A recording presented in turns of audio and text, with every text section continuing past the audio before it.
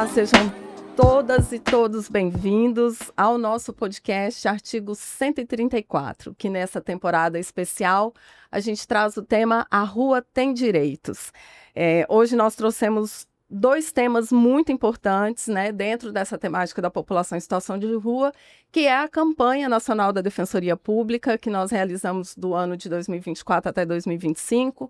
É uma campanha realizada de maio a abril, né, então a gente vira de um ano para o outro, e é um momento em que a Defensoria Pública brasileira para discutir em conjunto um tema geralmente muito valioso, não só para a sua atuação, quanto também para a implantação de políticas públicas muito importantes no nosso país.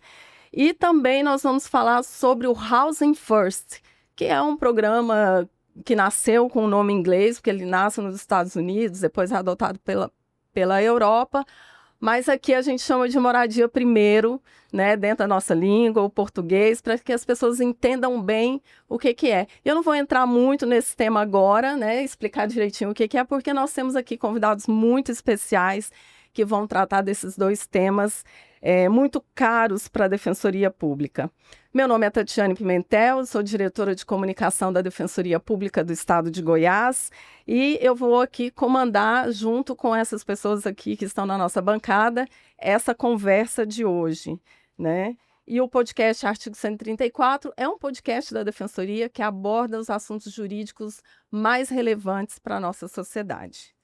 Antes de começarmos, eu vou fazer aqui a minha autodescrição. Eu sou uma mulher branca, de olhos claros. Nesse episódio, eu estou com meus cabelos mais escuros, mais castanhos escuros. Eu comecei ele um pouco mais aloirado, né? Mas pintei o cabelo no decorrer aí das gravações. E eu uso óculos. Hoje estou vestindo uma blusa verde, estou aqui com um colar que imitam pérolas, né? Mais escurinhas, assim, para o lado do tom do bege. Nós estamos aqui no estúdio da Defensoria Pública, que é o estúdio audiovisual jornalista Dias Mendes, junto com a equipe também de gravação, que está aqui, a equipe técnica toda trabalhando para garantir que o nosso podcast seja gravado.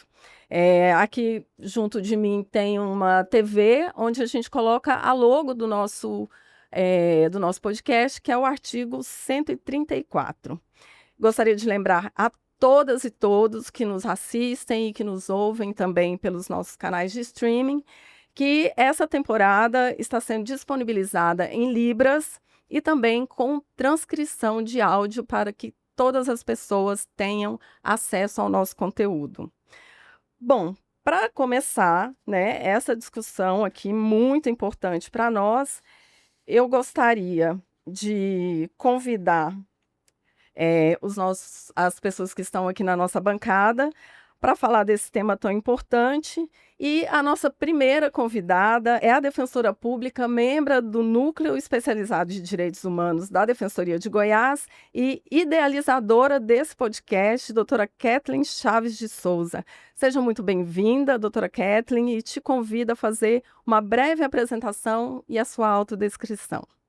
Bom dia, boa tarde, boa noite, não sei qual horário você vai estar nos assistindo, nos ouvindo. Fico muito feliz de estar aqui finalizando essa temporada que a gente idealizou com muito carinho. Eu me chamo Kathleen, estou aqui trajando uma blusa listrada, branca, azul e laranja, uma calça preta, sou uma mulher branca de 29 anos, tenho apenas 1,57 m. Não poderia deixar de lembrar que essa audiodescrição e essa versão em libras que aparece aqui embaixo é fruto também de uma campanha, que foi a campanha de 2023, da Defensoria em Ação pela Inclusão, que o Núcleo Especializado de Direitos Humanos fez um pedido para o DPG para que todo evento da Defensoria tivesse essa audiodescrição, e ele, com muito zelo, ele acatou, e a partir de então a gente sempre zela para que todas as pessoas participem e consigam ter acesso à educação em direitos, ao atendimento da Defensoria Pública. A gente fica muito feliz com isso. E o nosso segundo convidado, que está aqui do meu lado, é o defensor público, Dr. Thales Luiz de Oliveira Batista, que também é colaborador do Núcleo de Direitos Humanos, e aqui hoje ele representa a AGDP, que é a Associação Goiana das Defensoras e Defensores Públicos, e ele vem aqui também falar um pouquinho do tema da campanha nacional. Seja muito bem-vindo, doutor Thales, e te convido também a se apresentar. Obrigado, Tati. Então, meu nome é Thales, sou defensor público aqui do estado de Goiás, membro do Núcleo de Direitos Humanos. Vou fazer uma pequena autodescrição aqui. Sou um homem de estatura média, também de porte físico médio, medindo em torno aí de 1,73 de altura. Tenho cabelos pretos, uso óculos e hoje estou trajando aqui um terno preto com camisa verde, branca, verde clara. Para mim é uma alegria, reforço aí também a palavra da doutora Catherine. Para mim é uma alegria estar aqui hoje colaborando com esse podcast, trazendo aqui informação, educação e direitos para a população. Espero que seja um podcast muito frutífero aqui para todos nós. Que bom, seja muito bem-vindo. E hoje a gente tem um convidado também muito especial aqui pela primeira vez aqui na nossa bancada do podcast da Defensoria, que é o nosso defensor público geral do estado de Goiás, doutor Tiago Gregório Fernandes. Seja muito bem-vindo aqui ao podcast Artigo 134 e fique à vontade para se apresentar e fazer sua autodescrição. Muito bem, muito obrigado, Tatiane. E prazer estar aqui com vocês nesse podcast, esse projeto fantástico, né, o Artigo 134, cumprimentando meus colegas, doutora Kathleen, doutor Thales. Um prazer aprender com vocês todos os dias.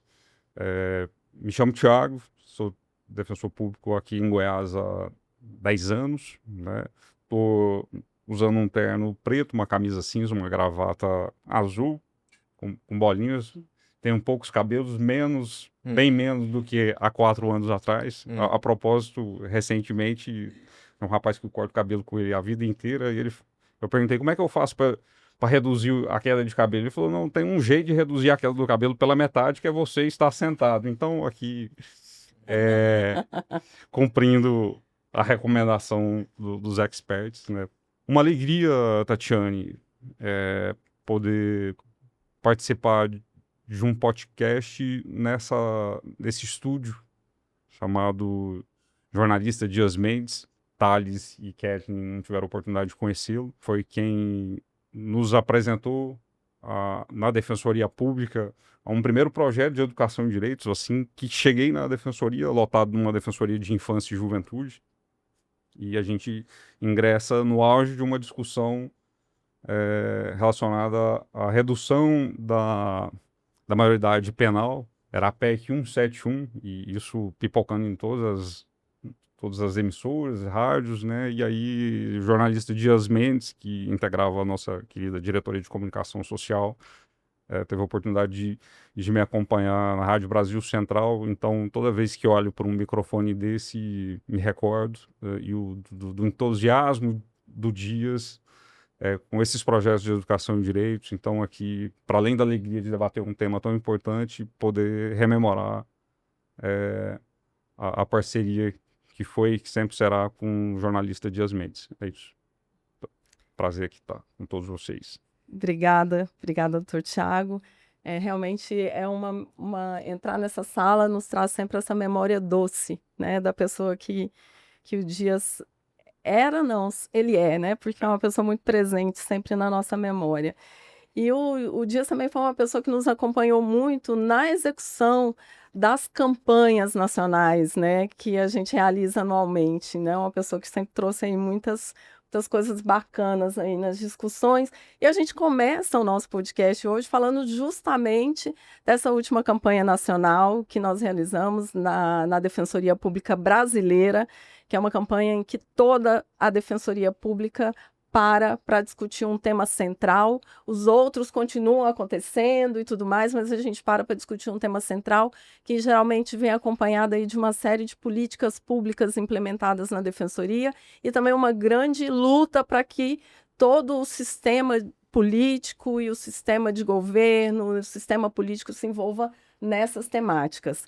E então, no ano passado, nós lançamos aqui a campanha nacional, que o tema foi Um Novo Presente é Possível, voltado justamente para as questões que envolvem a população em situação de rua.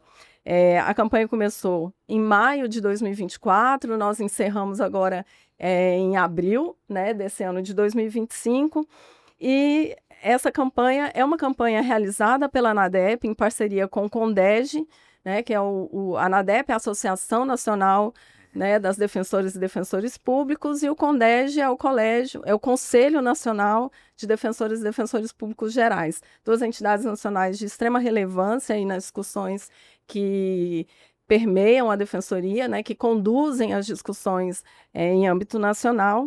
E essa campanha, ela foi 100% voltada para as questões que envolvem a população em situação de rua. E para falar sobre esse tema, nós vamos aqui começar com a doutora Kathleen, né, membro do Núcleo de Direitos Humanos, que estava muito à frente também dessa articulação para a realização da campanha. Tati, eu começo pensando nessa campanha pela identidade visual dela, que é a identidade visual escolhida pela ANADEP é uma fotografia da defensora pública Maria Paula. Essa fotografia rodou o país, em todas as defensorias, que era justamente a Maria Paula agachada ao lado de uma pessoa em situação de rua, olhando nos olhos, né, na direção dele e conversando com ele ali, prestando aquele atendimento jurídico. Foi uma fotografia feita pelo nosso fotógrafo aqui, o Eduardo Ferreira. Premiado. Exato. Premiada, inclusive. Foi do Eduardo. Então, a gente começa pensando sobre a identidade visual dessa campanha. No lançamento dessa campanha, aconteceu em São Paulo, eu fui até lá, na época, com a presidente da associação, a Fernanda, que hoje ela está na presidência da ANADEP, na época ela era presidente da GDP, a gente foi para lá. E aí a gente teve um dia de muitas reflexões fazendo esse lançamento dessa campanha lá.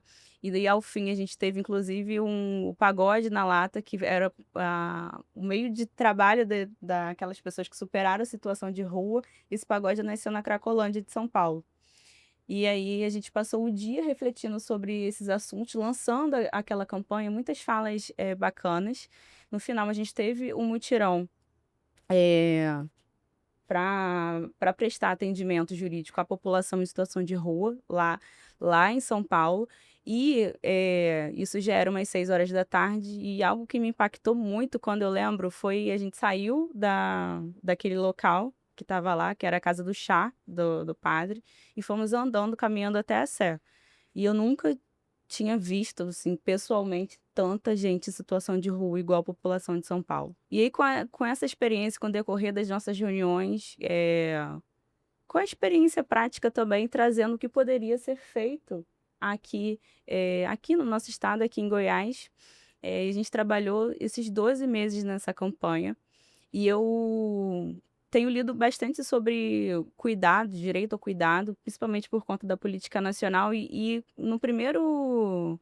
Esse livro foi lançado recentemente, chegou lá em casa. E o primeiro parágrafo, quando eu leio do artigo, eu vou dividir aqui com vocês, para a gente começar a refletir sobre isso e também passar a palavra para os outros convidados, para a gente pensar sobre uma perspectiva interseccional, gênero, raça e classe.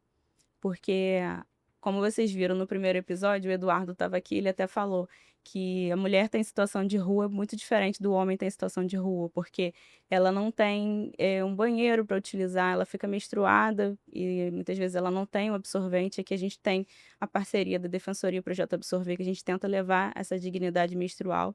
E uma série de questões. E aqui nesse primeiro parágrafo, olha o que me dizia, né? Após deixar a maternidade, onde teve seu 8º filho e passou a noite para se recuperar da cesárea e da ligadura de trompas, Ana foi procurar abrigo na região central da cidade de São Paulo. Nos últimos 10 anos vivia em situação de rua, e desde sua 4ª gravidez a melhor acolhida foi no Largo do Paissandu, especialmente no Monumento da Mãe Preta ou na lateral da Igreja Nossa Senhora do Rosário dos Homens Pretos. Esse capítulo vai dizer que a pessoa que está em situação de rua, essa mulher, ela não conseguia exercer o direito ao cuidado com os filhos dela, porque simplesmente já eram retirados dela. E ela também não tinha o direito sequer de ser cuidada, por ausência de política pública. Então, a gente passou 24 e 25 pensando nesse assunto e como articular as políticas públicas. Porque uma coisa que eu vou dizer sem medo de errar, e eu refleti bastante antes de dizer essa frase, é que a Defensoria Pública aqui no nosso estado de Goiás é a instituição que mais se preocupa em efetivar os direitos fundamentais da pessoa em situação de rua. A gente não trabalha sozinho. Para a gente efetivar esses direitos fundamentais, a gente precisa de uma rede. E eu acho que essa campanha foi um balanço, né? Um primeiro passo para a gente superar essa situação de rua. A gente não tem um número exato de quantas pessoas estão em situação de rua no nosso estado. A gente não conseguiu superar ainda, mas a gente articula com a rede para fazer com que isso, de fato, seja um presente possível, né, e não fique sempre no futuro. Então, eu fico muito feliz de finalizar essa campanha com o que foi construído. A gente vai conversar bastante aqui. É, e ontem, hoje, está sendo lançada de 2025, que também não encerra a população em situação de rua, que a gente fala muito de justiça climática, que é o tema da campanha atual, e que quem sofre o racismo ambiental de forma agravada é justamente a população em situação de rua, que a gente viu nos últimos meses as chuvas aqui na capital, na região metropolitana, em que a Defensoria articulou e lutou e brigou junto com o Ministério Público de Contas pela abertura do abrigamento emergencial.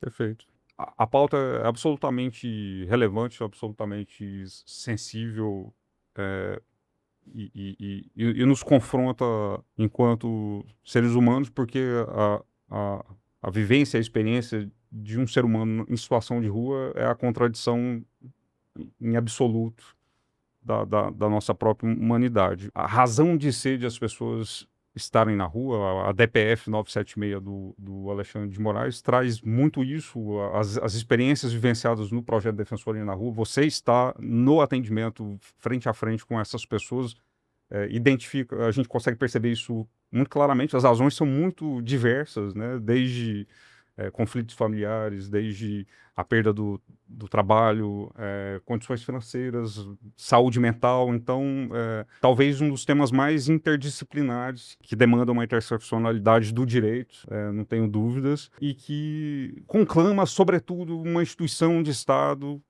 para promover o acesso à justiça. A gente sabe que, se não é a Defensoria Pública, para promover a própria cidadania, não é nem o próprio acesso à justiça, é a própria cidadania, essas pessoas não teriam condições de superar todo esse contexto. É um problema que a história aponta que é desde o início da humanidade, por assim dizer. Hoje, coincidentemente, 13 de maio, né, é a data da abolição da escravidão no país, e a gente bem sabe que a razão de ser a própria edição de uma lei que rompe uma das maiores, talvez a maior violação de direitos humanos, que é a escravidão, dando ensejo, e aí os livros de história apontam que no dia 14 de maio, 80% dos escravos que estavam nas fazendas saem, promovem um êxodo para cidades, num contexto de comemoração, mas num cenário de muita vulnerabilidade, a ponto de, sem suporte nenhum, eventualmente terem que voltar para o lugar de onde partiram. Mas só para se compreender o estigma que há por trás de toda, em torno da população de rua, é que 2, 3 dias depois, um movimento de se implementarem leis contra a vadiagem, né, que é em Tales, em Salvador, por exemplo, imediatamente, 2, 3 dias depois, as câmaras legislativas pautando lei que punissem a vadiagem, para se compreender o tamanho do estigma, né. Outro dia, estudando com minha filha, eu puxei o assunto, quem seriam as primeiras pessoas em situação de rua no Brasil? E aí a socióloga aqui, Lígia Costa Leite, eu achei bem curioso, falei, não é oportuno de eu dizer, se eu estiver tomando um tempo aqui, você me corta, Tatiane. Imagina, vamos lá. O jesuíta Manuel Nóbrega, enviado para o Brasil para catequizar a população indígena do país, com dificuldade de compreender a língua e ensinar a língua. E aí, na compreensão dele, a meninada aprende mais rápido do que os adultos. Então, vamos importar de Portugal 10 ou 12 crianças que estavam em situação de acolhimento e em situação de rua em Portugal, encaminhadas, direcionadas para o Brasil, para ele poder criar o vínculo com essa população indígena, e aprender a ensinar a linguagem, né? Fazer a catequese. E aí a conclusão do padre, logo depois esses meninos importados fogem com, com as Índias, tomam outro rumo. Aí a conclusão dele é a seguinte, e aí em carta direcionada ao padre Anchieta. São um bando de moços perdidos, ladrões e maus que aqui chamam-se de patifes. Isso por quê? Escreve ele, aí o Manuel da Loura para padre José Anchieta. Em pouco tempo, assediados pelas Índias, não resistiram à tentação, fugindo com elas. É a gente mais perdida desta terra e alguns piores mesmo que os índios. Esses jovens vindos de Portugal, ao fugirem com as Índias, tornaram-se os primeiros meninos de rua da nossa história. Quem promove a defesa de crianças e adolescentes é aquele direito de participação que muitas das vezes não existe, né? Muito provavelmente esses meninos sequer perguntados se teriam interesse de mudar de um continente para o outro, para poder ensinar e aprender uma língua estrangeira ou viver num contexto de muita... Então, eu estou trazendo esse cenário todo para se entender como é que é o estigma da população de rua de 1500 para cá e desde sempre, né?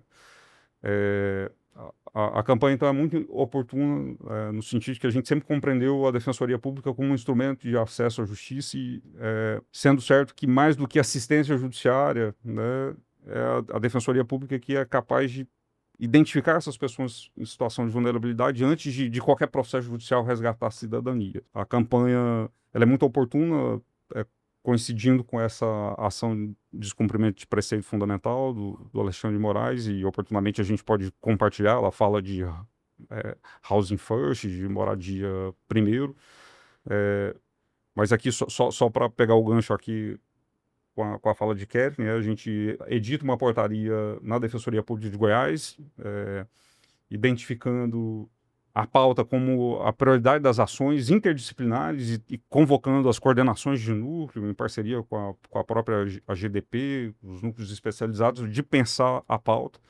Mas uma primeira conclusão desses diálogos, dentre outros que a gente pode trazer aqui ao longo, e isso é apontado na decisão da medida cautelar do Alexandre de Moraes, trazendo que, para além da falta de adesão dos municípios, dos estados, pouquíssimos municípios aderiram à política nacional, mas a dificuldade de realizarem um próprio censo, né, identificar qual a quantidade de pessoas em situação de rua os municípios e estados possuem, e logo de cara o nosso direcionamento aqui para a Diretoria de Tecnologia da Informação no Sistema Conecta, Kathleen, Dr. Tades, a gente puxar um campo lá para identificar pessoas em situação de rua, né? Eu tenho dados de agora de manhã, e você mais do que ninguém sabe que até pouco tempo atrás a gente tinha uma informação de que em Goiânia, por exemplo, teríamos apenas 500 pessoas em situação de rua, até 500 pessoas em situação de rua. Mas hoje no Conecta, atendidos pela Defensoria Pública do Estado de Goiás, 679 pessoas em Goiânia e 22 pessoas em Trindade, em Lusiânia 40, em Valparaíso 58, em Aparecida de Goiânia 25, Anápolis 51 pessoas.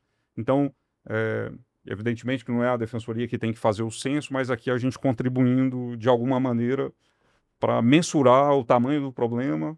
E eu sei que lá no Conecta, no sistema, a gente consegue identificar qual o tipo de demanda, qual a razão de ser dessa pessoa ter vindo parar nas ruas, e ali poder fazer um diagnóstico e um direcionamento de ações estratégicas para a superação desse contexto. Então, eu fico muito feliz com esses dados, hoje a gente poder fazer uma mensuração, e já concluindo minha fala aqui, que já estou me prolongando. O fato de a gente ter no sistema, por exemplo, a informação que determinada pessoa está nas ruas de Goiânia há um ano, a Defensoria, por isso a relevância desse projeto, que é Tales, a Defensoria ter atendido ele no maio do ano passado, na Praça Joaquim Lúcio. Você tem um lastro de informações que essa pessoa está em Goiânia, por exemplo, há um ano, né? Sendo certo que muitos dos dos programas habitacionais, para falar de moradia, muitas das vezes condicionam uma comprovação de endereço. E aí esse mito da comprovação de endereço é talvez um dos maiores estigmas aí de acesso à justiça do sistema de justiça do Brasil. Mas é um instrumento de demonstração para acesso a políticas públicas através da tecnologia e através desse projeto fantástico aí que a gente tem desenvolvido. O que a gente vê pela fala do Dr. Tiago é que as pessoas em situação de rua, em geral, elas chegam lá sempre por uma situação de violação de direitos, né? Então, desde aí da colonização, a gente vê isso acontecendo muito. E o Dr. Tales, além de representar a GDP aqui, que foi uma grande parceira na realização da campanha, também tem uma vivência dentro do projeto Defensoria na Rua, está sempre aí acompanhando as ações. E eu queria que você trouxesse um pouco dessa sua visão, né? Inclusive do impacto da campanha em si, desse debate necessário dentro das instituições.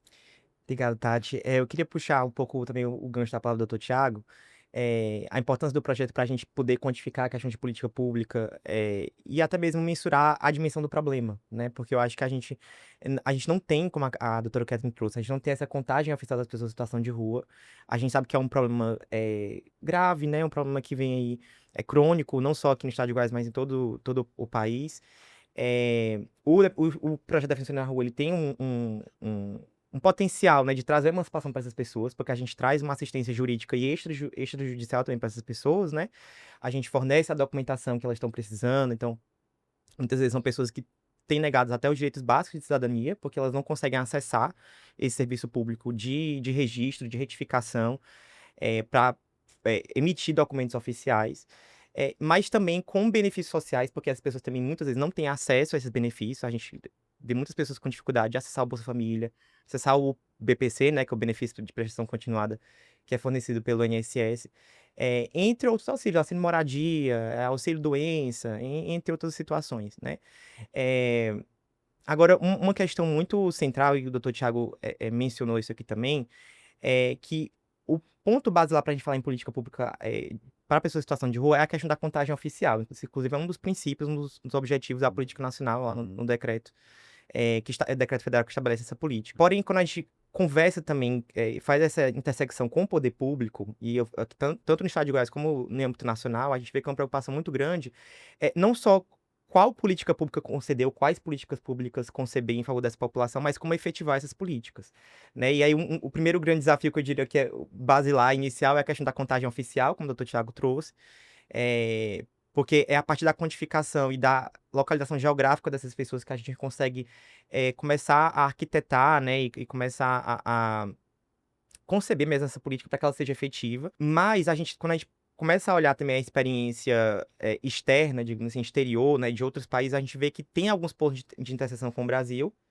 e também pontos em que houve uma distinção e foi feito, foi elaborada uma política pública de uma forma diferente do que vem sendo feito recorrentemente aqui no Brasil, né? Aqui no Brasil, quando a gente se debruça para ler mais a fundo sobre a temática, a gente vê que aqui no Brasil a gente tem uma política pública integrada de assistência social feita por etapas, que é como se diz, um outro nome também popular se chama escadinha, né? Em que a gente tem políticas públicas feitas a partir de uma concepção, né, de progressão de fornecimento de serviços. Então, primeiro, uma abordagem social em que se identifica que aquela pessoa está em situação de rua. Qual é aquela situação emergencial que eu preciso sanar naquele momento. E a partir do momento que essa pessoa, digamos assim, devolve, né? Ou seja, ela começa a conseguir se reintegrar socialmente, eu começo a conceber para ela outras políticas mais elásticas, ou em que existe um desenvolvimento dessa pessoa de reintegração dela à sociedade. Quando a gente olha para a experiência externa, a gente vê que desde da década de 90, mais ou menos, a gente tem visto em outros países, aí começou nos Estados Unidos, também em alguns países da Europa, França, e também na Ásia, até já tem algumas notícias aí do Japão e outros países que vêm desenvolvendo essa política. A gente tem uma inversão dessa lógica progressista, né, ou por etapas, o escadinha, né, como eu mencionei, e a gente tem a priorização da política pública habitacional, em primeiro lugar, né, que é o que a gente chama de projeto Housing First, ou moradia primeiro, né, como é o tema aqui da nossa conversa, em que o poder público ele faz essa inversão, né, uma política pública arrojada, ela é ousada, porque ela traz como uma prioridade na implementação e na concepção de política pública o fornecimento de moradia, né, então política pública habitacional como prioridade em relação às outras políticas, mas a gente verifica aí uma dificuldade na implementação, alguns desafios na implementação dessa política, apesar dos resultados positivos que ela traz, né? E aí também queria contar com a colaboração dos demais convidados, mas a gente tem aí alguns desafios que a gente poderia elencar, né? Eu acho que o primeiro é que essa política pública da moradia primeiro, ela traz um desafio de implementação, assim como qualquer outra política, porque ela não pode vir concebida de forma isolada. Ela tem que ser uma política pública integrada com outras políticas. A doutora Cléia tem até trouxe aqui que um grande desafio da Defensoria e do poder público em geral é de ter essa interseccionalidade, essa integração com a rede de prestação de serviço socioassistencial, de saúde mental, enfim. E na política, quando a gente fala de política pública habitacional e dessa política pública de fornecimento de moradia, primeiro, né, em primazia, a gente tem essa dificuldade por conta que ela tem que vir integrada com outras políticas, né? Não adianta eu fornecer a moradia para pessoa em situação de rua, né? Muita gente, inclusive, é de senso comum isso, assim, né? Muita gente questiona, mas será que se eu não fornecer uma moradia para essa pessoa, eu não supero a situação de rua dela, né? Existe esse questionamento, assim. E não, né? A gente sabe que, pela experiência prática, a gente sabe que o fornecimento da moradia, ele é importante, até como trago aqui nessa política, mas ele não resolve por si só. Ele precisa estar integrado com outras políticas de emprego, de saúde, de educação, de assistência social, para que essa pessoa ela tenha um ambiente em que se permita a emancipação social dela, o ganho de autonomia para que ela supere a situação de rua, né? E um outro desafio também, e aí é de uma ordem mais técnica operacional, eu diria que isso baseado na experiência externa que a gente tem, e também alguns dados aqui do Brasil, é o custo dessa política. Porque ela, como eu mencionei no começo, ela é uma política pública arrojada, ela é ousada, ela precisa de um investimento de partida bastante significativo, porque envolve política pública habitacional, envolve uma comunhão de recursos e de esforços do poder público bastante significativo. Mas quando a gente olha para os números e para o êxito dessa política, sobretudo no aspecto, no âmbito externo, né, de outros países, a gente vê que o retorno financeiro, inclusive para o cofre público, e de ganho de qualidade de vida para a população em geral, não só para a população em situação de rua, ele justifica, a gente vê que esse gasto inicial ele é justificado e ele tem um retorno, inclusive financeiro, interessante para os recursos públicos, né? A gente, trazendo alguns números de fora, a gente vê que a redução do gasto com política pública de saúde, de internação, de emergência, de gasto do cofre público Abordagem social, consultório na rua. Exatamente. Servidores que você já não teria extra. Exato. A gente vai ter alguns servidores dentro da política habitacional, porque a pessoa ela não está acostumada a ter uma residência, ela não sabe que ela precisa comprar um botijão de gás. Então vai ter um assistente social ali com ela nesses primeiros meses auxiliando. Desculpa. Não, perfeito. A colaboração é sempre bem-vinda. Redução de custo com política pública psicossocial. Então, de centro de atenção de drogadição com álcool, né, com substância entorpecente. E também redução do sistema penitenciário. Que a gente sabe que, apesar de não ser um fator determinante, né, uma coisa não está extremamente relacionada à outra, mas a gente sabe que quando o poder público ele fornece uma condição adequada de subsistência, de moradia para pessoas que não têm isso, a gente tem um potencial de redução dessas pessoas com acesso à criminalidade e por consequência, né, da superlotação do sistema carcerário. Então, a gente verificou essa redução também, né? Quando a gente começa a olhar estatisticamente o número da política pública, a gente vê que em outros países da Europa, da América do Norte e também da Ásia, né, a gente teve essa redução aí a médio e longo prazo, né, da redução dos gastos públicos com outras políticas setoriais. Pegando um gancho seu, Thales, eu lembro que a primeira vez que a gente foi no Defensoria na Rua, a gente estava de colete, a gente, enfim, pegou o carro do tio Cleobaldo, foi junto. E aí ele falou, uma pessoa virou e falou assim: vocês são os verdinhos. E reconheceu a gente. Vocês me tiraram da CPP. CPP, para quem não conhece, é a Unidade Prisional de Aparecida de Goiânia. Então, vejam, a gente, enquanto defensoria, retirou ele dali, conseguiu a liberdade provisória dele, mas ele foi diretamente para a rua, porque ele não tinha um local. E pegando um gancho tanto da sua fala sobre esse sistema, essa redução do sistema prisional e também dos dados da tecnologia, quando teve um desses atendimentos que eu fui, ele falou pra mim, falou assim: olha, eu tô há 8 dias sem escovar o dente. Hoje eu não queria nada, só queria escovar meu dente. Porque eu tô há 8 dias Uhum. sem. E ele, em tese, teria acesso ao Centro Pop, que a gente já teve até um episódio sobre isso. E aquilo eu fiquei pensando, refletindo muito, porque quando eu for embora daqui, eu vou voltar pra Valparaíso, vou terminar o meu expediente lá, vou pra casa e eu vou ter uma cama pra dormir. Gregório também, o Thales, a Tati, todo mundo que tá aqui tem uma cama no final do dia. Só que isso não é a realidade da pessoa em situação de rua. E ela é estereotipada e sofre muito eh, com todos esses percalços, né? O teatro do movimento nacional que a gente apoia aqui também é muito sobre essa fala, né? E aí, durante o acontecimento da campanha, a gente faz o monitoramento da política pública e usando a tecnologia da Defensoria, a gente consegue verificar, por exemplo, a implementação dos 5% da cota no serviço público para pessoas em situação de rua. Então, a gente verifica ali que é assistido à Defensoria Pública e já encaminha fazendo uma interlocução com o serviço social da capital e da região metropolitana. Isso foi um ganho muito grande para a gente, porque foi uma ADI que a Defensoria participou enquanto custos vulneráveis, porque foi aprovada essa lei de cotas no serviço público e o próprio prefeito da época ajuizou essa ADI estadual, porque ele não queria a implementação dela. A gente conseguiu, foi até o STF, de forma geral, muitos atores envolvidos. E aí, quando a gente chega no Moradia Primeiro, pensando a nosso título aqui, né? Nesse monitoramento de política pública que a Defensoria faz, a gente participa do CIAMP Rua, que é o comitê de monitoramento dessas políticas. E aqui a gente tem o estadual e também tem o municipal.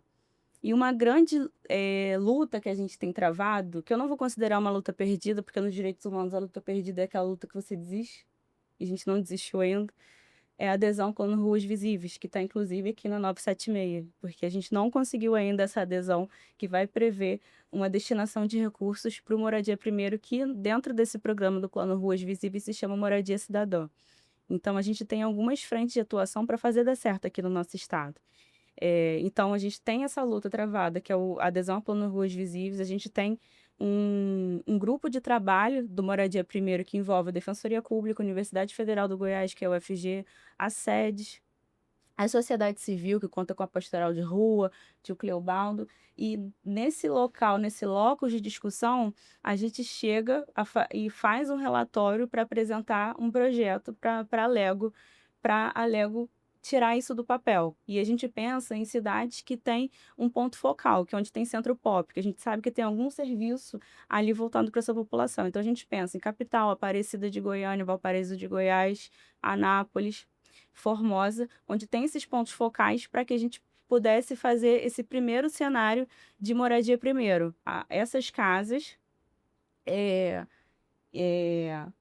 destinadas à população em situação de rua. Ainda é uma luta que está sendo lutada no nosso estado. Então, assim, vai colocar a pessoa em situação de rua nessa casa e acabou? Não, a gente tem que ter um serviço de assistente social, porque essa pessoa ela se desacostumou a ter uma habitação. O que é a habitação para ela é embaixo do viaduto com um pedaço de papelão. Então ela não sabe que ela tem que pagar uma conta de luz. Ela não sabe que senão ela vai ficar sem energia elétrica. Uhum. Ela não sabe que ela tem que pagar o gás dela. Então, o Moradia Primeiro, assim como acontece em Minas Gerais, no Paraná, ele precisa desse apoio, ainda que inicialmente. E o Moradia Primeiro nem sempre vai ser só dando a casa própria. Como, por exemplo, agora, se vocês colocarem no Google, vocês vão ver que tem uma parcela, uma faixa destinada do Minha Casa Minha Vida às pessoas em situação de rua, que é uma briga constante para serem incluídos. E a gente não faz só com essa moradia da casa própria, mas a gente também pensa num formato que não é o ideal, mas que também é possível, com a ideia do aluguel social. E aí, a defensoria luta, mas não luta sozinha, eu comecei a judicializar esses casos de aluguel social aqui no nosso estado. E aí, porque eu achei uma legislação, enviei um ofício no município de Valparaíso, e achei a lei 1017 de 2014. Lei estadual. Lei Lei municipal. de Valparaíso. Enviei um ofício pedindo o aluguel social por 12 meses para o senhor, vou botar nome fictício porque ele está em situação de vulnerabilidade, Luiz. E eu encontrei esse senhor Luiz por 2 vezes. Na segunda, o carrinho de reciclagem dele tinha sido furtado. E aí ele estava sem o carrinho dele. E eu enviei esse ofício e me responderam falando que ele não estava dentro dos requisitos porque não tinha como comprovar que ele estava residindo fixamente no município de Valparaíso. Só que vejam a contradição em termos, porque ele precisa do aluguel social para uma política habitacional porque ele não tem onde morar. Expliquei isso para o município. Me responderam como negativa, fiz uma petição, ajuizei. Porque a gente começa a judicialização no Brasil, a gente pensa muito no direito social, o artigo 6º, na saúde. A gente judicializa o UTI todos os dias aqui na defensoria. Mas quando a gente pensa, como que eu vou judicializar uma moradia? E quando a gente ultrapassar, e como eu vou judicializar uma moradia? Vamos judicializar uma moradia. A gente começa com o aluguel social, ajuizei. Aí vem, perdi a liminar. Tá? Eu já fiquei meio assim, mas é aquilo, né? Eu não desisto. Fui lá, recorri, agravei. E ganhei, caiu numa câmera boa, ganhei eliminar. E aquele dia, eu acho que foi um dos meus dias mais felizes como defensora pública, assim, né? Eu fiquei muito feliz, assim. E aí eu ganhei, eu corri para falar com a assistente social do Centro Pop, olha, fala pro senhor Luiz, aqui no nosso canal fictício, que eu consegui a decisão dele. Ele vai ganhar R$ 500 por mês durante 12 meses. Deferiu aqui, eu reverti a decisão de primeiro grau. Tô arrepiada. E aí começou um segundo desafio. E a gente chega no serviço social. Por quê? Aqui, o Gregório e Thales, a gente já tratou nessa temporada de aporofobia, que é o preconceito destinado às pessoas pobres, a aversão ao pobre. Que tem um livro muito bom lá dela, vai falar muito disso. E pensam comigo, a decisão do desembargador condicionava a liberação desses R$ 500 que eu pedi até para sacar na boca do caixa com alvará, porque ele não tem conta corrente. A apresentação do contrato de locação residencial.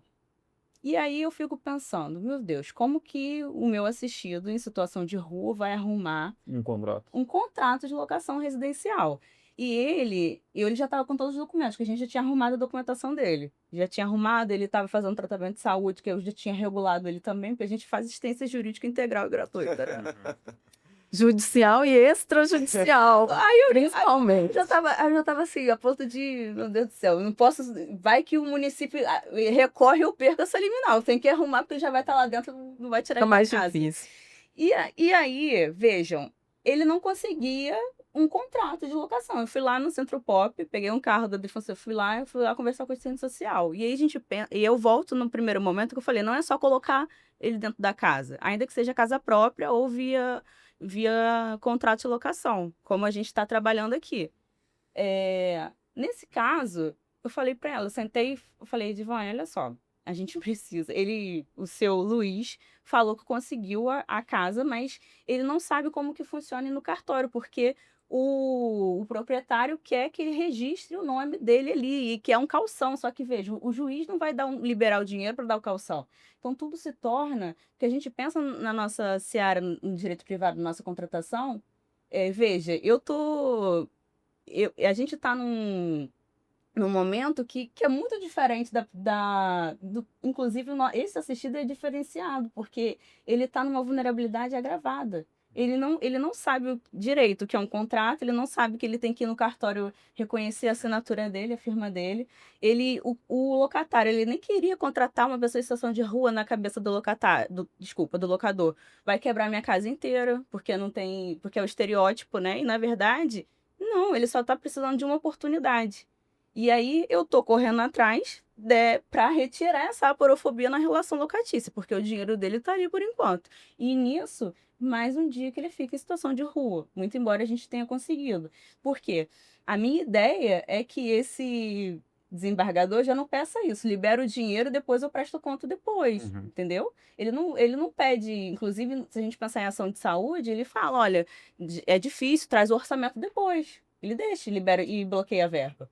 Mas na moradia, quando eu falo de judicializar moradia, eu não estou judicializando aqui vaga na casa de acolhida. Vaga na casa de acolhida é assistência social. Isso aqui eu estou judicializando moradia. E eu já dou um susto, assim, no judiciário, né? E aí ele falou assim, preciso fazer alguma coisa aqui. E no primeiro grau, quando eu perco, ele fala, olha, eu reconheço que ele está em situação de vulnerabilidade, mas aqui ele não comprovou o requisito legal. Porque o requisito legal, ele falar que ele está ele tá com residência em Valparaíso há tanto tempo.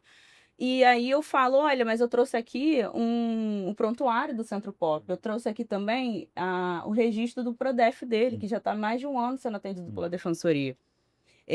Inclusive, na lei, porque a gente tem um projeto de prática social, porque muitos defensores, para ser confirmado na carreira, fazem o uso da defensoria na rua, né?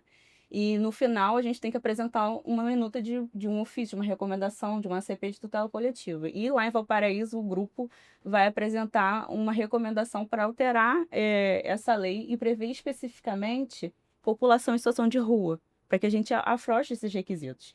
E aí eu já entro no terceiro paralelo, que é a GERAB, que é a Política Estadual Habitacional daqui, que é um outro desafio. E eu já vou devolver a palavra. Então a gente tem o desafio do GT, que é o mais amplo, a gente tem o aluguel social e a gente tem a GERAB. A GERAB, de tempos em tempos, eu nem sei se eu estou falando, A GEAB. A GEAB lança editais. E uma Só para falar para os nossos ouvintes, que a GEAB é a nossa agência estadual de habitação, né, que cuida da política pública de habitação popular, né, para acesso à moradia e para quem não tem condições de acessar financiamento e tudo mais. Isso, e de tempos em tempos lança esses editais, que o valor é inclusive menor do que, acho que atualmente, se não me falha a memória, são R$350, enquanto de Valparaíso 500, na política municipal. E aí, a luta a gente não desistiu dela, então não é perdido ainda. E aqui, já faço meu pedido público, se o DPG quiser conversar com o diretor, tá, Gerard? A gente tem... Vou passar o Pires aqui. A gente já... Que a gente queria que nesses editais tivesse a prioridade da pessoa em situação de rua. Porque se você abrir lá, vai estar a pessoa com deficiência. Teve até uns que soltaram com prioridade para mulher em situação de violência doméstica. De fato, tem que ter. Porque muitas vezes, para sair do ciclo da violência doméstica, ela tem que sair da casa dela e tem que ter um lugar social, um amparo. Mas veja, quem precisa, não que os outros precisam, mas a pessoa em situação de rua, ela não tem acesso àquela política. Então, ela teria que ter aquela cláusula de prioridade e diminuir todos os requisitos de comprovação, porque, por exemplo, o cadastro já começa na internet. Quem são os assistidos excluídos digitalmente da Defensoria Pública? Pessoas em situação de rua. A gente coloca lá no formulário, foi encontrado na Praça Joaquim Lúcio, porque eu sei que eu vou voltar lá e vou encontrar com ele, porque ele não tem telefone. Entendeu? E isso vai numa sucessão, né? De questões. E aí, quando a gente faz esse pedido, não é acatado, mas a gente conseguiu um meio termo também com ele. Que foi, olha, a gente não vai fazer um edital próprio, mas a gente vai fazer um cadastramento e no ano passado a gente conseguiu cerca de 40 pessoas. A gente fez uma capilaridade junto à Defensoria e a SEDES para fazer esse cadastramento. Então, o número proporcionalmente é muito pouco, mas foi uma vitória e que a gente não desiste da luta, né? A luta que a gente perde é aquela que a gente vai deixando de brigar e a gente segue aqui na defesa intransigente dos direitos fundamentais das pessoas em situação de rua. Uma vitória que tem que ser celebrada, né, doutor? Tem que ser celebrada. Essa tua história aí precisa ser contada. Pegando um gancho na fala do Thales, o que o Estado eventualmente deixa de gastar com direcionamento de políticas públicas para a população em situação de rua, e desde a moradia primeiro e evidentemente essa necessidade de oferecimento de outras políticas, né? Mas o que o Estado também passa a ganhar, né? A gente sempre pauta das campanhas de eleições municipais, né? A revitalização do centro de Goiânia, a revitalização do comércio. E se você pega a DPF, noticia, né? E qualquer defensoria na rua que a gente vai conversando com as pessoas, elas querem deixar a rua. Ninguém quer ficar na rua. salvo engano, é 2,4% de pessoas que não querem sair. E ela tem o direito de permanecer, ela não pode. Tem direito de permanecer. Ela não pode né? ser limpada. Mas é mais de 95%, Isso. então, dessas pessoas querem sair. A revitalização dos comércios, que o Estado, evidentemente, se beneficia, o município também. A gente aproveitou esse início de mandato, por exemplo, de ter dialogado com o prefeito municipal, que sinalizou muito interesse em dialogar sobre a pauta, né? E também temos tido um diálogo muito veemente aí com o Estado de Goiás, com a Secretaria de Desenvolvimento Social, que também sinaliza uma compreensão de importância em relação à pauta. Sobre o Moradia Primeiro, se você foi falando aí, eu vou puxando algumas vivências a partir da minha atuação ali em infância e juventude. E tendo acompanhado aí ao longo de quase uma década as angústias aí de quem tocou a pauta no núcleo de direitos humanos, né? E lidar com casa de acolhida é igual lidar com acolhimento institucional de adolescente. Aqui não é pensado para lidar com individualidade, né? Você só... Você não tem um quarto, você não tem uma privacidade ali. Um dos primeiros desafios que a gente teve, por exemplo, numa instituição de acolhimento em Goiânia, era a obrigatoriedade, era uma casa, inclusive, de acolhimento de meninas vítimas de violência sexual, de violência contra meninas, né? Então, adolescentes.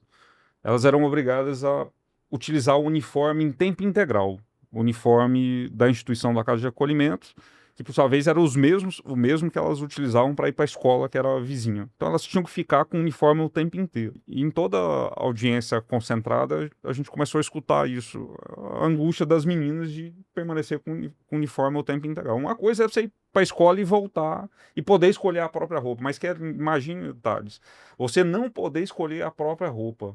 Isso você aniquila a individualidade de qualquer pessoa. E muitos quando tem regimento interno, quando tem... A casa de acolhida tem, a gente vive brigando. Aqui e você não poder... É uma instituição disciplinar. Eu não posso levar meu cachorro comigo, ou não posso...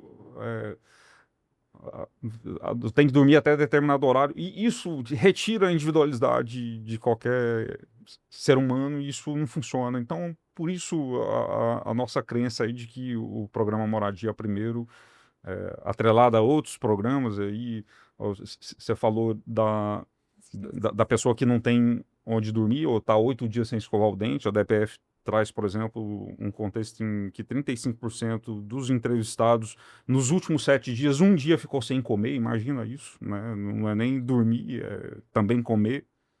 Mas perpassa, e isso veio, eu até compartilhei com o Kelly, agora é eu que estou pedindo, eu pedi para ela, né? Eu falei, olha, Kelly, me chamou muita atenção na última vez que estive lá na Praça Joaquim Lúcio.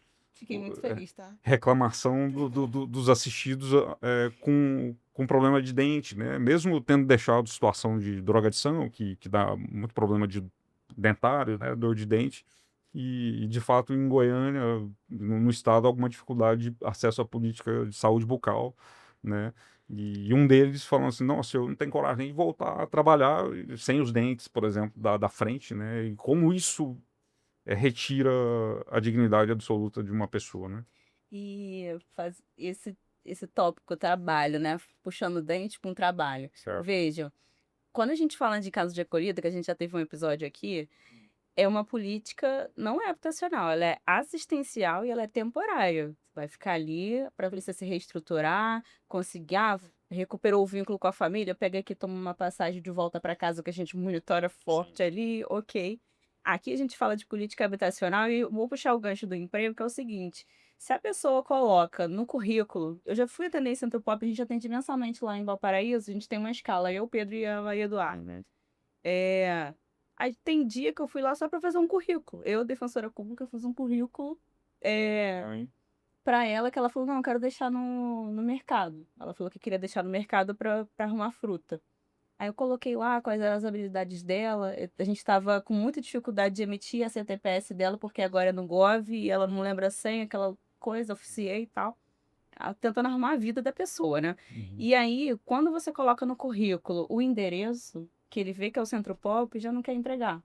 Então, é uma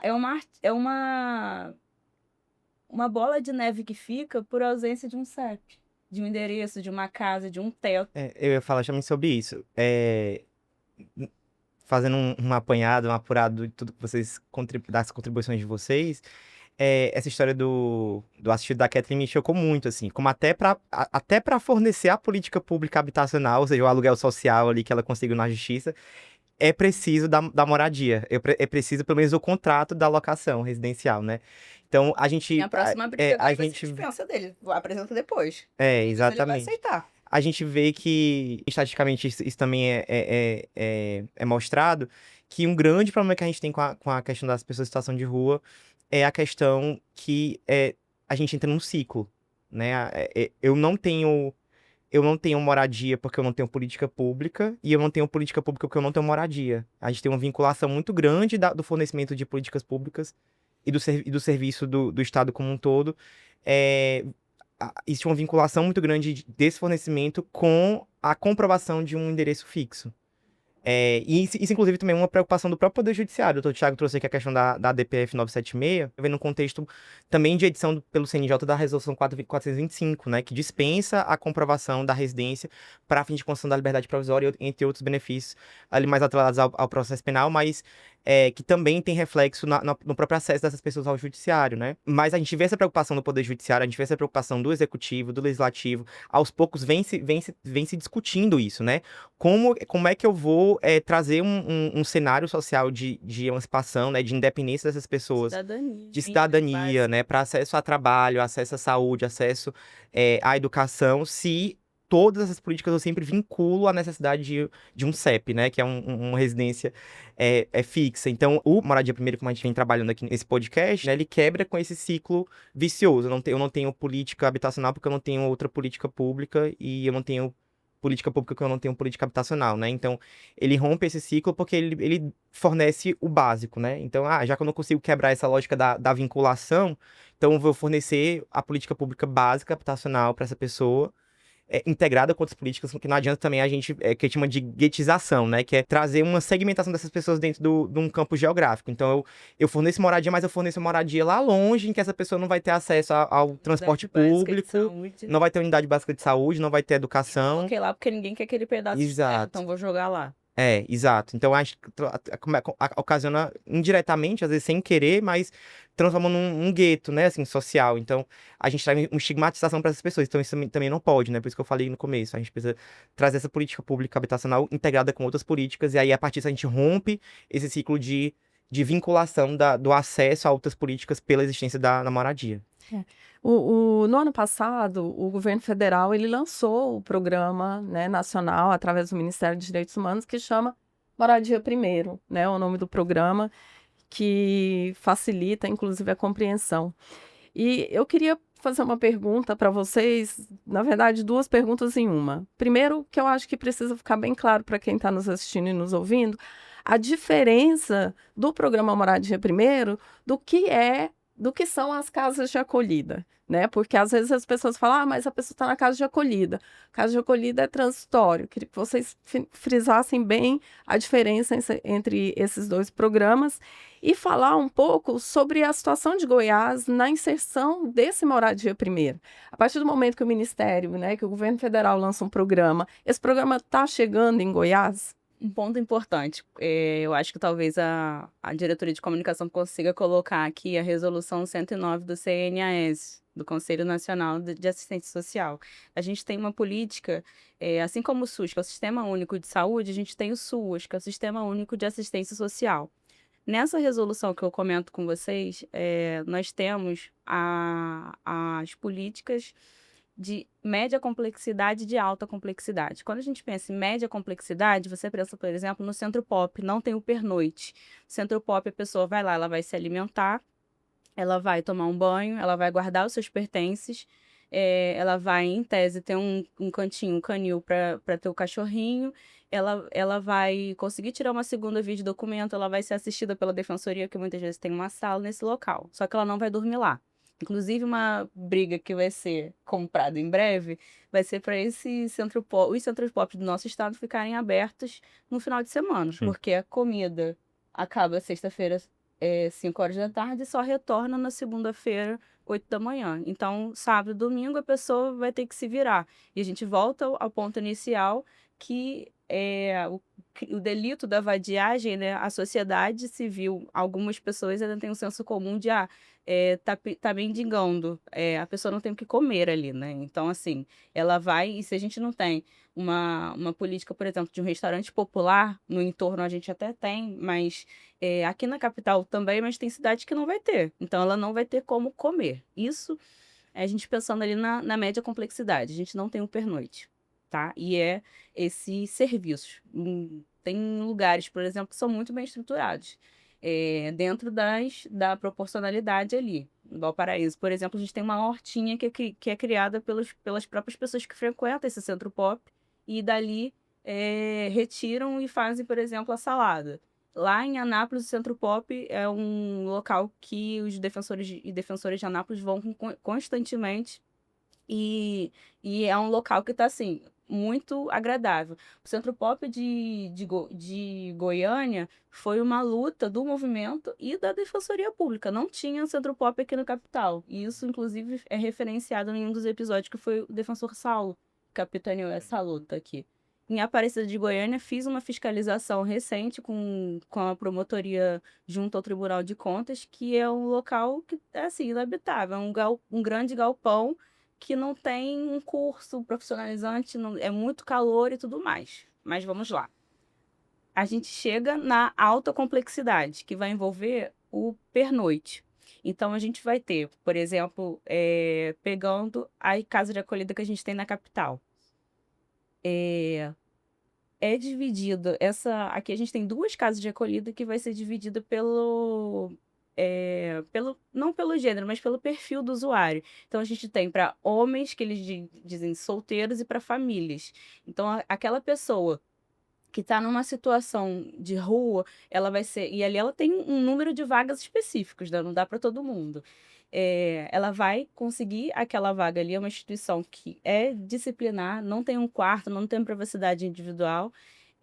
Já fiz algumas inspeções lá. A Defensoria monitora constantemente, tem Propac aberto para isso, porque não é um local atualmente muito salubre, e a gente já vem discutindo muito sobre isso, inclusive a denúncia de percevejo na cama.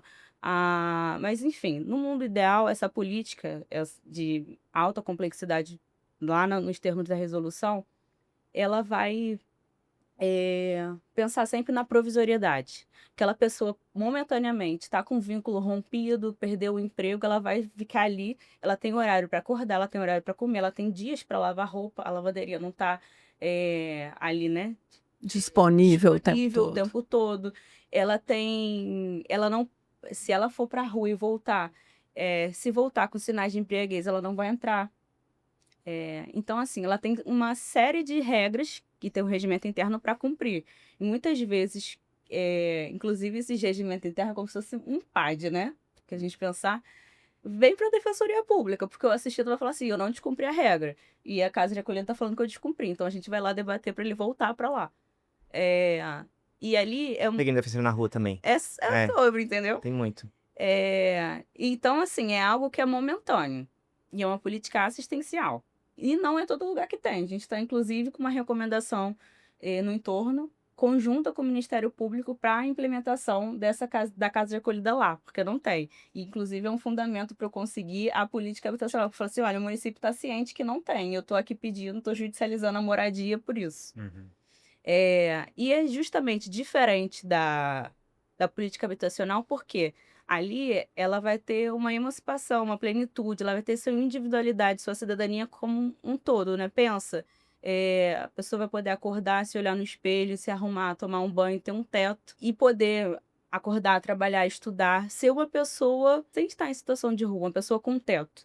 E ali a gente pode pensar nessa a política habitacional que a gente tem, e eu fico pensando, aqui no nosso estado de Goiás, tem muito sorteio de casas populares. E por que nesse sorteio a população em situação de rua não está indo, né? E aí pode ser dar essa casa, de um lado, ou fazer a política via aluguel social, mas sempre pensando com esses serviços, porque a pessoa precisa ter a compreensão que precisa pagar a conta de luz, precisa pagar o aluguel em dia, precisa ter esse gás, precisa limpar. Você não pode, por exemplo, fazer xixi no chão. Ela tem que ter, muitas vezes, a pessoa perdeu essa compreensão. E aí eu vou para a sua segunda pergunta, como que o Estado está atualmente?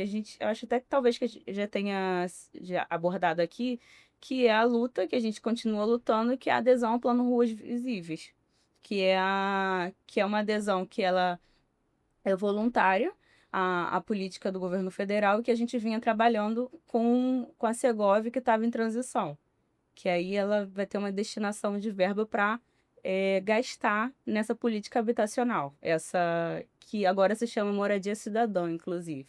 Então, assim, estamos caminhando. Falei hoje aqui que a Defensoria é a instituição do sistema de justiça que mais se preocupa em garantir direitos fundamentais da população em situação de rua, só que, para a gente conseguir efetivar, a gente precisa da rede. E a rede, eu falo aqui, não só socioassistencial, mas de saúde, sucateamento do consultório na rua, eu acho que já foi episódio daqui que a gente trabalha. É, Polícia Civil para emitir o RG com mais celeridade, cartórios para fazer CRC Jude, mandar para um, mandar para outro, achar essa certidão de nascimento. A própria prefeitura com a política de trabalho para ver se a gente está efetivando esses 5%. E pensar, ver essa pessoa como um cidadão, de fato, como ela é. Ela precisa ser enxergada. E aqui eu volto na foto da Maria Paula, que a gente pensa que ela está sentada do lado dele, está conversando com ele. Muitas vezes eu já cheguei para atender, a pessoa falou assim, não, hoje eu não quero nada, eu só queria que você me ouvisse mesmo. E é isso. Então, assim, saúde mental é uma rede também que tem que funcionar. O CAPS aqui a gente está com outro PROPAC que também não tem funcionado tanto, né? Então, assim, e tudo isso envolve custo, né? Esses direitos, a implementação deles envolve custo. Então, quanto que o poder público está disposto a pagar por isso, que nem sempre é uma população que vai dar voto. Mas é um investimento que retorna, né, para o município. Exato. Mas a gente precisa, e a gente ainda tem essa função de convencimento, né? E quando a gente não convence no extrajudicial, a gente vai lá e vai litigar. Enfim, eu acho que é um pouco perpassa por isso também, né? Os dados do CNJ do ano passado apontam para 83 milhões de processos judiciais que rodaram no judiciário, né? E desses 83 milhões, uma boa porcentagem discute moradia, contrato de aluguel, no cível, aí, os colegas que atuam usam o capião, e você... talvez esse julgado seu aí seja um dos primeiros em Goiás a respeito... Foi o primeiro, ela noticiou, inclusive.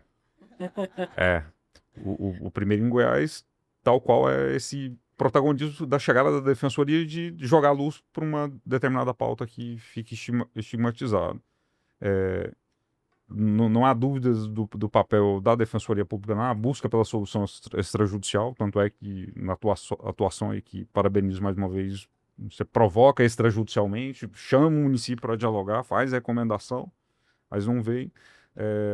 Eu acho que as pautas de política pública, de uma maneira geral, perpassam por uma atuação estratégica. A gente chama até pauta agora elencada como prioritária pelo Conselho Nacional dos Defensores Gerais, o CONDEG, a pauta dos processos estruturais, né? Aqui, tudo que estamos falando, a própria DPF 976 se identifica como um processo estrutural, né? De forma que a gente possa...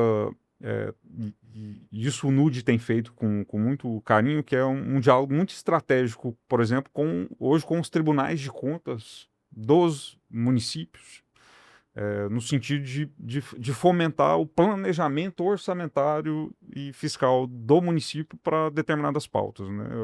Esse eu acho que é um caminho para a implementação de projetos dessa natureza.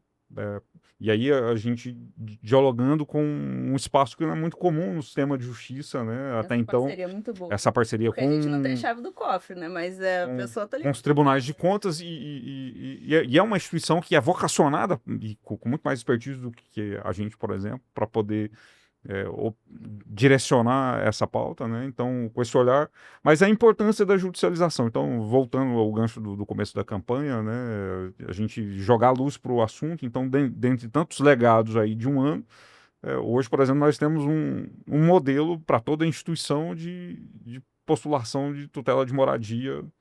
No banco público de no minutas. banco público de minutas aí para a gente direcionar esse tipo de pauta. E é uma forma de criar a jurisprudência do Tribunal de Justiça, do Poder Judiciário de uma maneira geral, e a gente sabe o quanto isso é relevante a longo prazo para o próprio gestor público ter noção do tamanho e da dimensão de tudo isso. Então, a judicialização sendo esse instrumento muito relevante de jogar luz para a política pública, né? E assim no CMEI, assim na saúde. Então, E aqui a gente vê a enaltecer importância da política pública gratuita de acesso à justiça, que nenhuma advocacia dativa vai fazer. ela não vai fazer. Então, nesse universo aí de 83 milhões, a partir de uma atuação estratégica, aí a gente começar a incluir luz para essa litigância pauta. estratégica acontece em umas pautas sensíveis, né? Não é o tema do nosso podcast de hoje, mas eu vou lembrar para você que a gente não conseguiu hormonioterapia. E tipo assim, você vai judicializar isso? Eu falei, vou. E eu judicializei uma série de casos estratégicos, porque às vezes você faz tutela coletiva, mas tutelando individualmente os direitos que você vai tutelar depois coletivamente. E no último dia 29 eu fui lá e ele... Foi lindo aquele encontro lá na DGG. E vem o secretário de saúde e fala, olha, eu tô aqui desjudicializando, por favor, pare de pedir judicialmente, eu tô aqui... E eu fiz a entrega, né, da hormonioterapia para a população trans. Então, assim... E a gente começou, não tinha nenhuma decisão, foi a primeira decisão e depois foram várias, assim, né? E a defensoria vem e aqui eu agradeço muito a administração, a anterior e atual, que dá esse fôlego para os núcleos especializados, para a gente... É claro, é importante fazer o feijão com arroz o dia a dia na lotação ordinária, mas esse olhar para a vulnerabilidade, para a gente sentar, pensar, criar tese e depois difundir na instituição, é importante ter essa visão estratégica. Eu fico muito contente com isso. Perfeito. E eu acho que dá fôlego aí também para a defensoria fazer uma atuação jurídica, judicial diferenciada, que eu acho que, inclusive, a próxima reforma do Código Civil, a Defensoria Pública tem que participar, né? Porque são tantas inovações trazidas pela atuação diária, cotidiana, nesse contato direto com a população, que é importante que isso seja pautado, né, numa mudança de lei, numa mudança legislativa. A Defensoria tem feito muito isso também aqui no estado de Goiás, quando ela participa, né, das discussões, das leis que vêm sendo implementadas, que vêm sendo discutidas no Estado. Você vê a relevância de tudo isso. Eu tô afastado da atividade fim de algum tempo e faz tempo que eu não cadastro nada num sistema de peticionamento eletrônico, mas até pouco tempo atrás você não cadastrava nada sem o CEP. Agora já pode, inclusive... Já pode? Agora, eu já boto assim, ó, porque tem um campo específico no Prodit, pessoa em situação de rua. Aí eu boto lá, cadastro, e ainda boto na petição assim, pessoa em situação de rua, vermelho, caixa alta, e boto embaixo. Resolução 425/2021, CNJ, gritando assim, para eles pra eles olharem logo aquilo dali. Um tema que, inclusive, foi do nosso podcast anterior aqui, que nós tivemos a oportunidade de ouvir o Dr. Gabriel, né, que é juiz ali na comarca de Anápolis, que trouxe muito sobre essa questão da implantação dessa resolução do CNJ dentro do judiciário, né, que abriu uma porta aí para um atendimento diferenciado da população em situação de rua. Como ele diz, tem muitos entraves, muitas barreiras ainda a serem rompidas dentro do sistema de justiça como um todo. A Defensoria também vem se adaptando a partir do momento desse contato direto com a população em situação de rua, porque é na vivência, né, que você compreende o tamanho das vulnerabilidades, né? E eu queria convidar vocês aqui para as nossas considerações finais, já chegando ao final do nosso podcast, que são tantas discussões ricas, tem tanta coisa para a gente falar, e o tempo não dá conta, né, da relevância da pauta. gostaria que vocês trouxessem, assim, reafirmando essa questão da importância do Moradia Primeiro e também da importância desse debate nacional e desse debate local sobre as pessoas em situação de rua. E como a doutora Kathleen trouxe já no começo, esse é um tema que permeia a atividade da Defensoria Pública diariamente e certamente vai estar presente na nossa campanha nacional desse ano, né, que traz a questão da justiça climática. A gente tem aí um recorte muito valioso para a Defensoria, que é a questão do racismo ambiental, quando essas pessoas são deslocadas para regiões afastadas, longe, né, do poder público, do acesso à política pública, né, quando elas são colocadas nas periferias das cidades. Então, queria convidar vocês aí já para a gente ir finalizando. Queria fazer minha contribuição final aqui, então, puxando um gancho aí da sua fala, né? Eu acho que é muito interessante quando você traz essa visão, né? A Defensoria Pública ela tem uma visão qualificada sobre os problemas sociais, os problemas que estão aí à nossa frente, os desafios que estão à nossa frente para serem superados, né? Porque a gente está em contato direto com a população vulnerabilizada, né? Então, acho que a contribuição da Defensoria para formulação de reforma legislativa, você mencionou a questão do Código Civil, mas isso existe em qualquer outra Constituição legislativa, né? E a importância da Defensoria para fornecer até um subsídio estatístico ou técnico, né, para a formulação de política pública pelos gestores públicos, né? Então, a Defensoria Pública ela pode contribuir dessa forma, trazendo dados, trazendo notas técnicas, né, recomendações na atuação extrajudicial, né, enfim, trazendo, até como o doutor Gregório também trouxe aqui, né, lançar a luz sobre o problema para que a gente consiga construir coletivamente as soluções.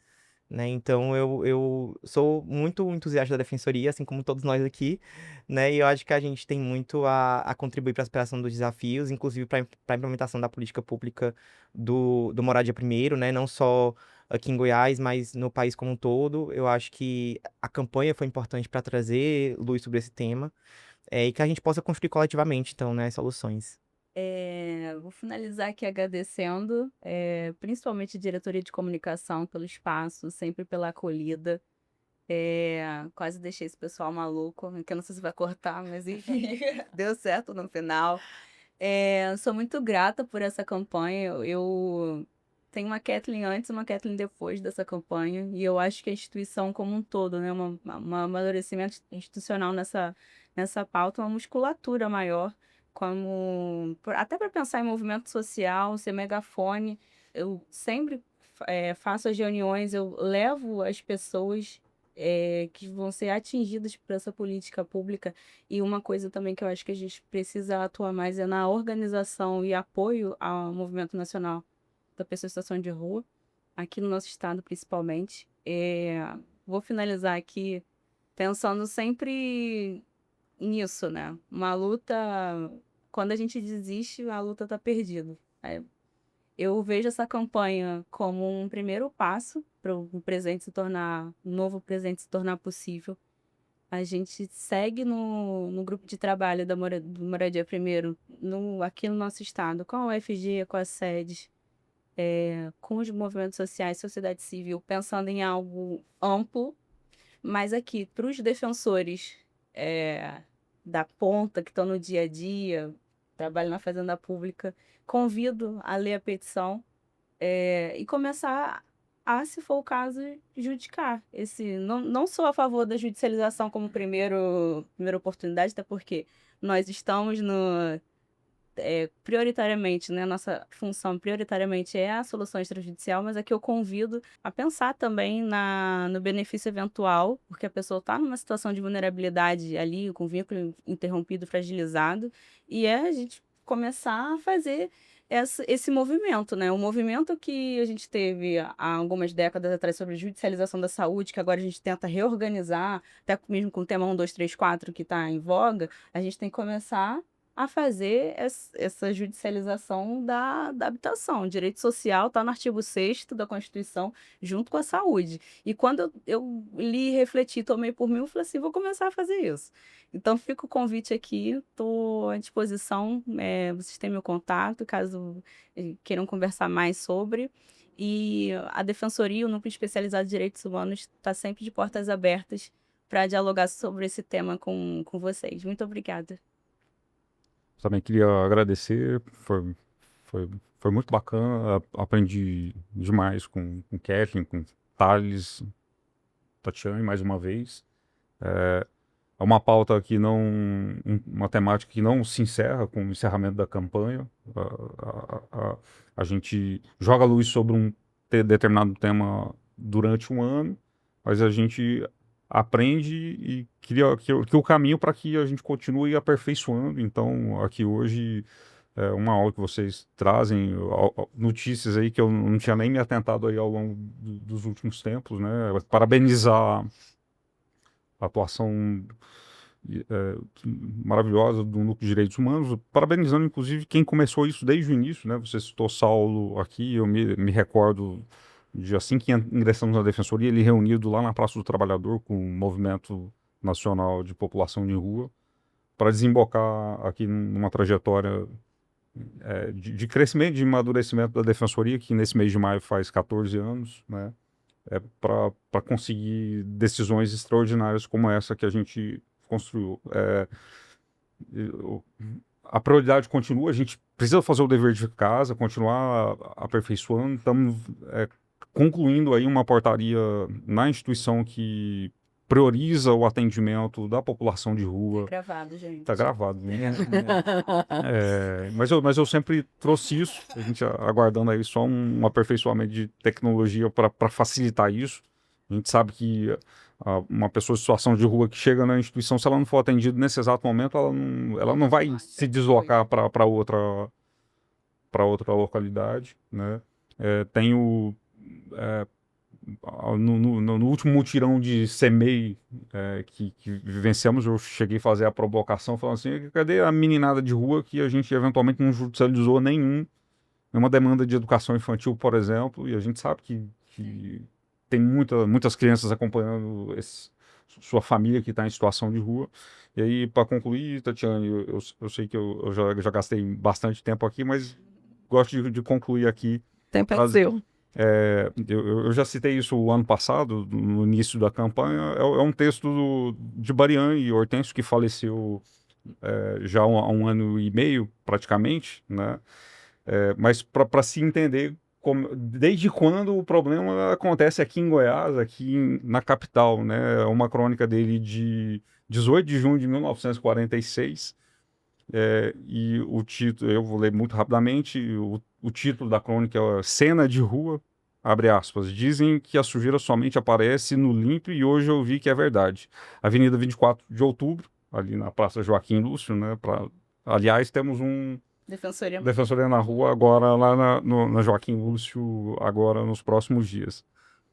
A poeira nos castigou sempre, assim como a lama. Agora uma parte está asfaltada e toda a sua extensão, bem iluminada. Imaginem que até futebol de salão se joga ali à noite.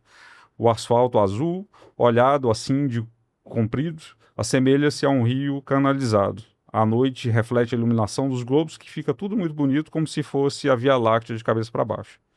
Não sei se alguém já desmaiou de fome aqui. Talvez o caso deste homem seja o primeiro. Um homem deitado durante o dia numa calçada da nossa avenida. Acharam que era cachaça, mas quando constatou fome absoluta, a mulher explicou dizendo estarem 6 dias sem comer nada, o povo se constrangeu. Esse estigma de que a pessoa em situação de rua está ali só por causa de bebida, né? Então, condicionar um alvará à apresentação no contrato é como se eles fossem sempre gastar com cachaça, né? Como isso permeia muito o contexto de aporofobia que você está falando desde sempre. Chegando à cidade, um homem típico da roça, uma mulher marcada pelo sofrimento e uma criança depauperada compunham o trio desambientado da fome. O marido, o mais forte dos três, caiu desmaiado. Chegando gente, o povo curioso acercou-se. A criança inocente se desapertou com os copinhos de sorvete catados na calçada e nas latas de lixo. A mulher é sempre mais aguentadeira. O roceiro, quando vem buscar o que de comer na cidade, é porque já está nas últimas, que gente da roça é vergonhosa para estar pedindo. Os campineiros, quem mora na região de Campinas, fizeram roda e quiseram tomar as devidas providências, mas para onde levá-los? Citaram 3 siglas como LBA, SCM, IAP, IAPC, IAPTC, SESI, SESC, SVP e tantos IAPPs que nem sei se existem. E, ó, quem escuta o movimento de situação de rua não aguenta a sigla, né? Disseram que a Legião Brasileira de Assistência não possuía ambulância, que a Santa Casa de Misericórdia estava na mesma situação do homem desmaiado, que o IAP só atende quem trabalha na indústria, que a APC idem no comércio, que a APTC ampara somente motoristas, que o SES e o SESC estavam fechados àquela hora e que a Sociedade São Vicente de Paula só atende com cartão. Mas acontece que a vítima não tinha tipo de operário de fábrica, nem de empregado de comércio, nem de motorista, nem muito menos de mendigo. Resolveram apelar para a sigla que sempre funcionou. É VACA, vaca, no caso, a vaquinha, ressuscitando a família da miséria. Primeiramente, João Hassi animou o homem com a aplicação de coramina e depois todos foram animados a comer pastéis no bar do Fiore. Então, aqui um exemplo do que ainda acontece hoje. E essa vaquinha ainda acontece também entre a gente, né? Eu Vira e mexe, eu faço uma aqui, outra ali. Então, hoje, em Goiás, há 14 anos, a sigla DPE está aí com a missão confissional e missão institucional de tentar superar esse cenário. E aí, aproveitando esse espaço de educação e direitos para conclamar toda a sociedade, o sistema político, o sistema jurídico, para a gente, de fato, não deixar a pauta adormecer, que a gente possa poder direcionar isso aqui com muita seriedade, tal qual ela merece. Até respirei fundo aqui, porque é um debate muito, muito rico, muito importante. Eu acho que ao longo dessa jornada, da gravação desses 6 episódios especiais, A Rua Tem Direitos, nós trouxemos temas extremamente relevantes para quem acompanha o trabalho da Defensoria Pública. E aqui vocês agradeceram à Diretoria de Comunicação, pelo trabalho técnico realizado, pelo roteiro, né? Por todo o ajuste que permitiu que a gente estivesse aqui. Mas eu quero fazer um agradecimento muito especial em nome da equipe à doutora Kathleen, primeiramente, pela provocação diária, inclusive, porque ela está sempre nos instigando a fazer o melhor trabalho, né? E agradecer muito também a todas as pessoas que aceitaram o convite para gravar esses episódios que trazem temas muito diversos sobre esse universo que é trabalhar com as pessoas em situação de rua.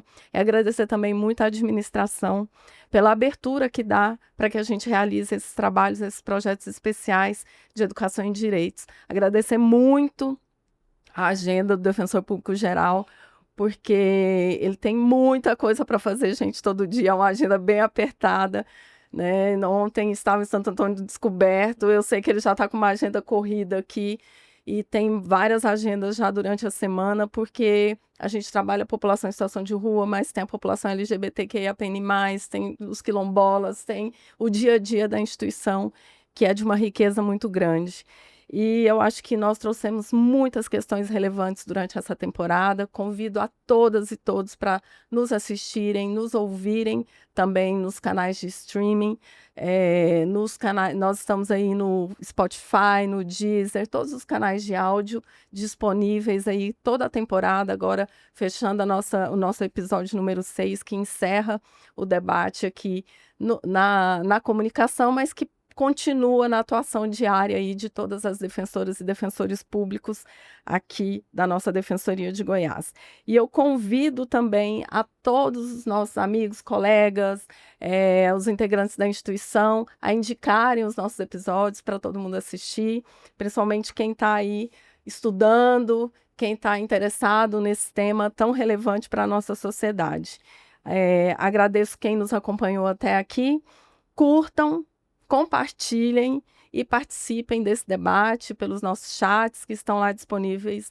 O canal nosso no YouTube vai estar escrito aqui no finalzinho do nosso programa, é só vocês acessarem. E esse podcast, ele é uma produção da Diretoria de Comunicação Social da Defensoria Pública do Estado de Goiás. Acompanham o artigo 134, ano que vem já tem promessa de nova temporada com tema instigante aí que já foi trazido aí pela doutora Kathleen. Logo, logo vamos estar divulgando por aqui e até a próxima.